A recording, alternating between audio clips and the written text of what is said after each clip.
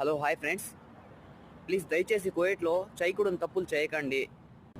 కరెక్ట్గా నా ఇల్లు తర్వాత 4 ఇల్లుల తర్వాత అతను ఒక డ్రైవర్ ఉండేవాడు, శ్రీలంక వాడు. పాపం ఇప్పుడు వచ్చేసి లేడు.